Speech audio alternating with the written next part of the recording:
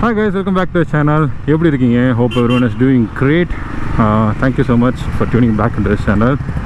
It is a beautiful Monday morning. வெயில் கொளுத்துது. டிராஃபிக்கில் நல்லா வந்து கால் தந்தூரி அடுப்பில் வச்ச மாதிரி ஒரு சூடு. I'm not complaining about the vehicle. Already இருக்கிற வெயிலில் இது கொஞ்சம் ஆட் பண்ணுது. எரியிற நெருப்பில் வந்து எண்ணெய் ஊற்றின மாதிரி. பட் ஒன்ஸ் மூவ் ஆனதுக்கப்புறம் அதெல்லாம் ஒன்றும் தெரியல. But I'm just letting you guys know.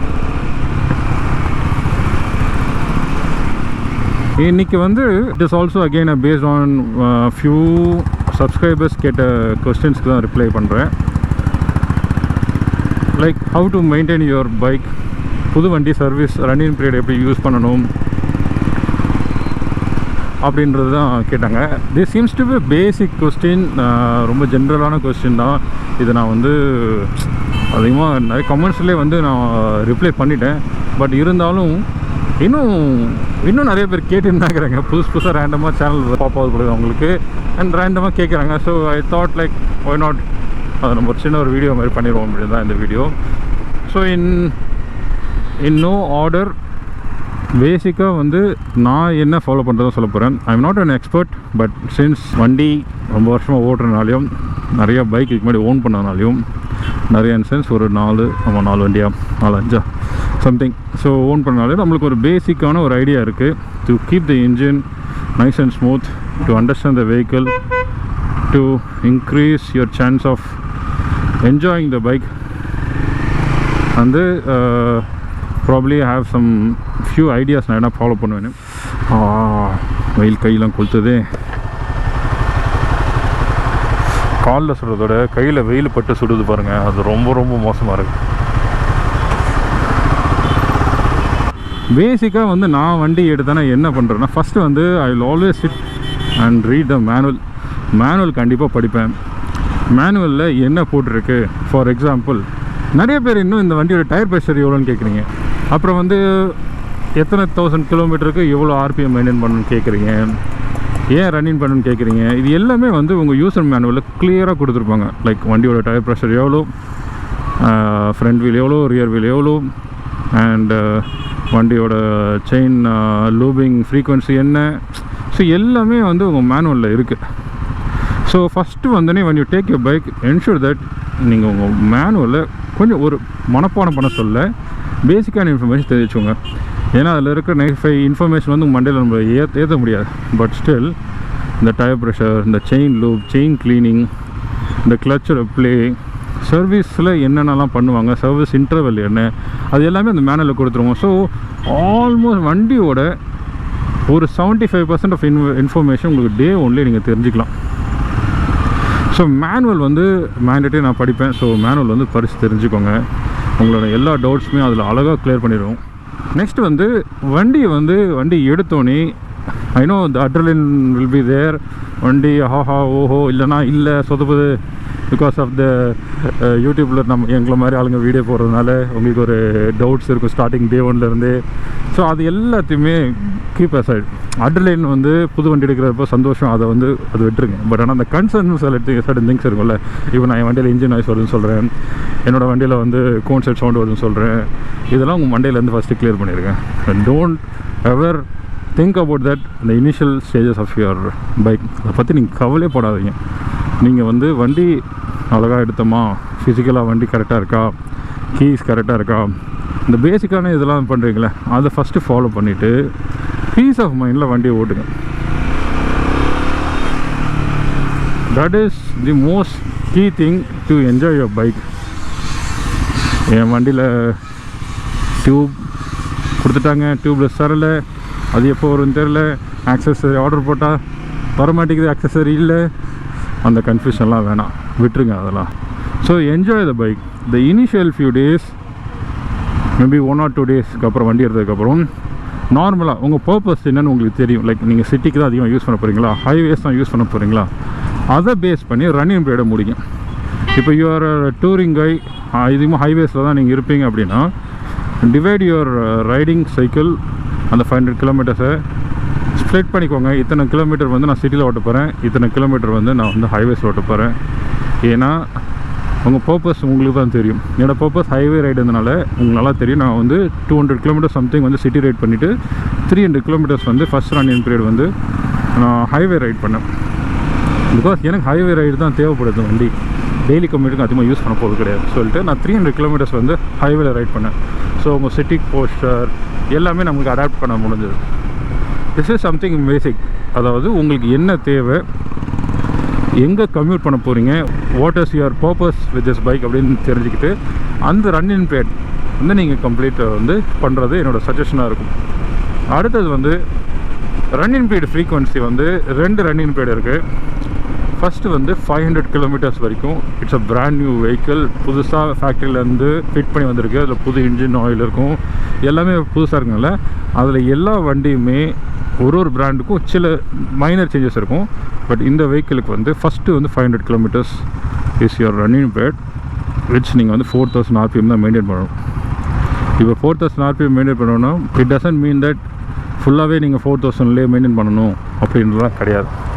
நீங்கள் வந்து உங்களோட வாட் யூ சே உங்கள் ஆர்பிஎம்மை நீங்கள் வந்து வேரி பண்ணி வண்டி ஓட்டணும். லைக் 3500 3000 அது வந்து கொஞ்சம் கொஞ்சமாக நீங்கள் பண்ணணும். அதனால தான் இனிஷியல் என்ன சொல்லுவாங்கன்னா, வண்டி எடுத்த உடனே ஹைவேஸ் எடுத்துகிட்டு போக வேணாம். இப்போ 500 கிலோமீட்டர் வந்து ஈஸியாக நம்மளாலலாம் வந்து ஒரு நாளில் முடிச்சிடலாம் சரிங்களா. 80 கிலோமீட்டர் ஸ்பீட் மேக்ஸிமம் 4000 RPMலேயே ஓட்டிடலாம் வண்டியை. நம்மளால் ஈஸியாக அதை பண்ண முடியும். பட் அது பண்ண வேணாம் அப்படின்னு சொல்லுவாங்க. நான் அதான் சொல்கிறேன். ஏன் அப்படின்னா, நீங்கள் ஹைவேஸ் ஒன்ஸ் ஹிட் ஆகிட்டிங்கன்னா உங்களோட வந்து லோ RPM வந்து கம்மி பண்ணுறதுக்கான சான்ஸ் ரொம்ப கம்மி.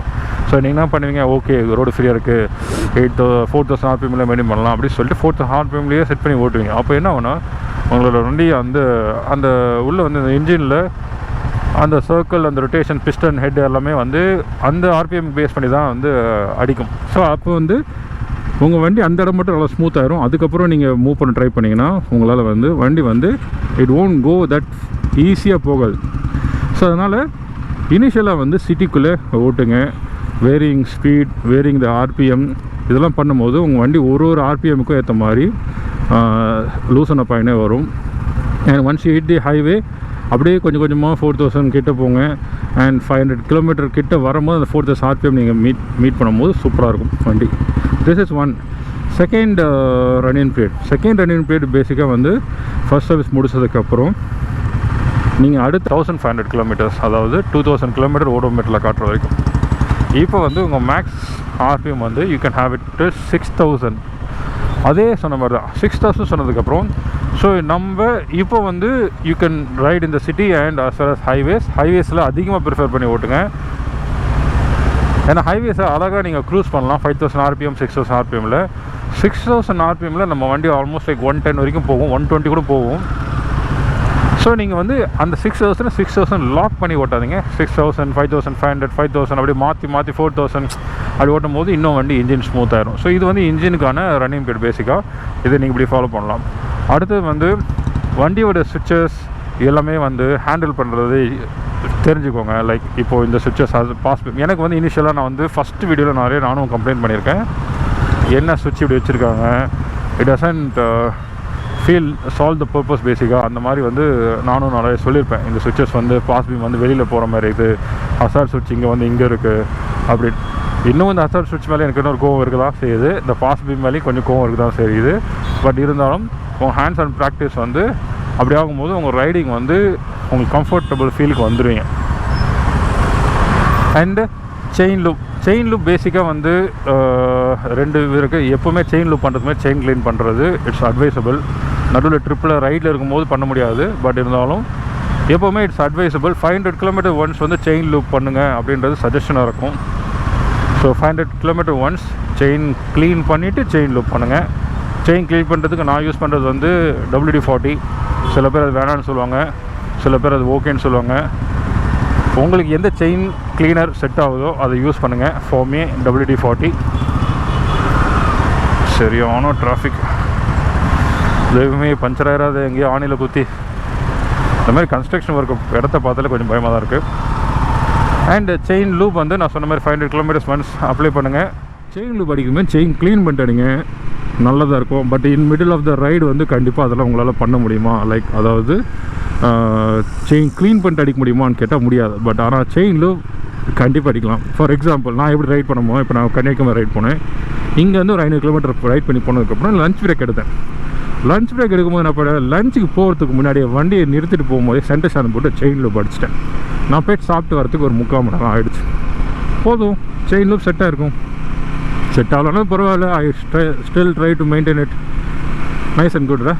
அவ்வளோதான். இதுதான் வந்து you have to plan and do it. அவ்வளோதான். Chain loop is 500 kilometre once. Try to do it. எப்போலாம் செயின் க்ளீன் பண்ண முடியும் எல்லா டைமும் செயின் க்ளீன் பண்ண ட்ரை பண்ணுங்கள். That is my advice. ஓகேங்களா? So I think I covered this. இன்னும் முக்கியமான விஷயம் சொல்லிட்டுங்களா, த பேசிக். இப்போது சில பேரெல்லாம் பார்த்தீங்கன்னா வண்டி காலைல எடுப்பாங்க. It's a cold start. ஒரு 8 hours 9 ஹவர்ஸ்க்கு அப்புறம் வண்டி எடுக்கிறீங்கன்னு வச்சுக்கோங்களேன். வண்டி வந்து அது கோல்ட் ஸ்டார்ட்டுன்னு சொல்லுவாங்க. அப்போ என்ன பண்ணுன்னா வண்டி வந்து இன்ஜின் ஆயில் டெம்பரேச்சர்லாம் ரொம்ப கூல் டவுனாக இருக்கும்.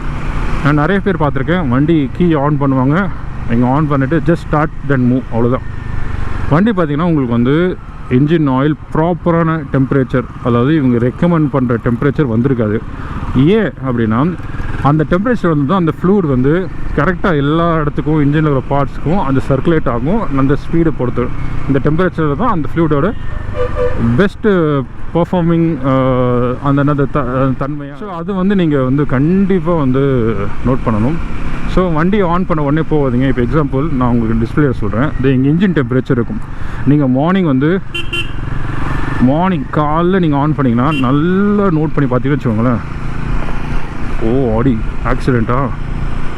காலைல நீங்கள் ஆன் பண்ணிங்க அப்படின்னு பார்த்தீங்கன்னா இந்த ஒயிட் கலர் லைன் எதுவுமே தெரியாது. இந்த இடத்துல எட்ஜில் வந்து ப்ளூ கலராக இருக்கும். தட் மீன்ஸ் இட்ஸ் கோல்டுன்னு சொல்லுவாங்க. ஸோ அதனால் வந்து வண்டி எடுத்து அப்படியே உடனே ஆன் பண்ணி போகக்கூடாது. வண்டி ஐடியில் வச்சு ப்ராபப்ளி 1 minute ஆகலாம், சம்டைம்ஸ் 2 minutes ஆகலாம், எனக்கு கரெக்டாக தெரியல. அப்போது அந்த ப்ளூ கலரில் இருந்து அந்த இண்டிகேஷன் வந்து ஒயிட் கலராக மாறும். That means the temperature is ப்ராப்பரான டெம்பரேச்சர் இருக்குன்னு அர்த்தம்.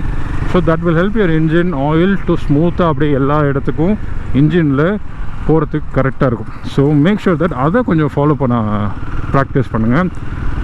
ரொம்ப முக்கியம். ஏன்னா இவ்வளோ RPM இதெல்லாம் அழகாக மெயின்டைன் பண்ணிட்டு இன்ஜினில் இருக்கிற ஆயில் வந்து கரெக்டாக எல்லா இடத்துக்கும் சர்க்குலேட் ஆகலைன்னா ஃபஸ்ட்டு தானே. ஸோ ஒரு விஷயத்தை ஃபாலோ பண்ணி இன்னொரு விஷயத்தை நம்ம வந்து மிஸ் பண்ணுறது வந்து சரியில்லை. ஸோ அதை வந்து வண்டி எடுத்த உடனே ஸ்டார்ட் பண்ணி போங்க. Give it some time to warm up. அதுக்கப்புறம் சர்க்குலேட் ஆகிறதுக்கு அலோவ் பண்ணுங்கள். இதை சொல்லிட்டேன். தென் வாட்டர்ஸ் ஐ திங்க் செயினை பற்றி சொல்லிட்டு நினைக்கிறேன். And feel the vehicle, enjoy the vehicle. Don't have நிறைய கன்சர்ன் வச்சுக்காதீங்க வண்டியில். இந்த ரைட்டில் புல் பண்ணுது, இன்ஜினில் சத்தம் வருது, இதெல்லாம் தேவையில்லாத இது. ஃபஸ்ட்டு இனிஷியல் டைமில் அப்சர்வ் பண்ணுங்கள் அவ்வளோதான். Observe it, don't take it as a concern, simple. அடுத்தது வந்து ரொம்ப முக்கியமானது நான் ஃபாலோ பண்ணுறது, இது எல்லாருக்கும் அப்ளிகேபிள் வந்துடுறேன். வண்டி ஒரு ஸ்டாக்கில் வருதுன்னா அந்த வண்டி அப்படியே விடுங்க. ஒரு 500 கிலோமீட்டர் 1000 கிலோமீட்டர் வண்டி அப்படியே விடுங்க. அதில் எந்த ஆக்சஸரியுமே போடாதீங்க. புது ஆக்சஸரி ஆட் பண்ணும்போது வண்டியோட உங்களுக்கோட ஆக்சுவல் நேச்சர் எப்படின்றது உங்களுக்கு மிஸ் ஆகும் போயிடும். வெயிட் பேலன்ஸிங்கும் சரி, ஏதாச்சும் ஒரு சின்ன இன்ஸ்டன்ஸ் எதாவது மாறுச்சு. இப்போ எக்ஸாம்பிள் நம்ம சப்ஸ்கிரைபருக்கு ஒருத்தருக்கு வாட் ஹேப்பன் இஸ் லைக், அவர் வந்து ஆக்சஸரி போட்டார். ஒருத்தரில் 2 பேர்கிட்ட இந்த கம்ப்ளைண்ட் வந்திருக்கு. ஐ ஹேவ் இந்த வீடியோ கூட நம்மகிட்ட இருக்குது, அவங்க ஷேர் பண்ணாங்க.